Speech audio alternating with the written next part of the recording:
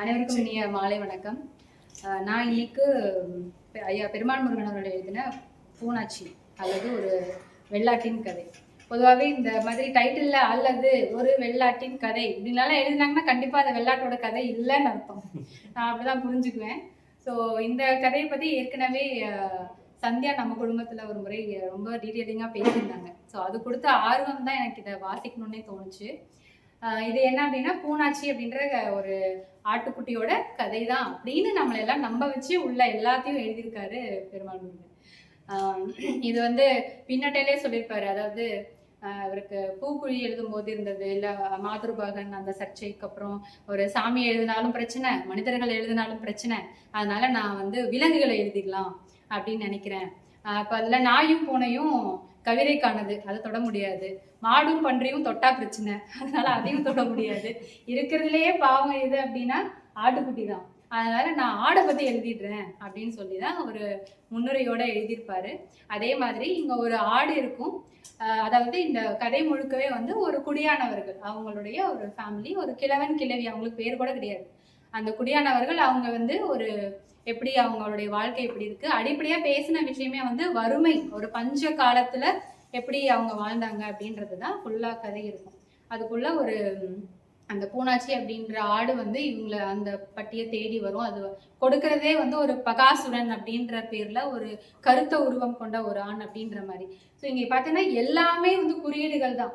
So இந்த மாதிரி புக்லாம் வாசிக்கும் போது எனக்கு ரொம்ப சேலஞ்சிங்கா இருக்கும். இது என்ன சொல்ல வருது, அது என்ன சொல்ல வருது. இப்போ பகாசுரன் அப்படின்னு போடும்போது அசுரகுலம், இப்போ அசுரகுலம் அப்படின்னு வரும்போது நம்ம இன்னைக்கு காலத்துக்கு பொருத்தி பார்த்தோம்னா இவருக்குள்ள இதை பேசின விஷயங்கள் எல்லாமே சாதியை பேசியிருக்காரு.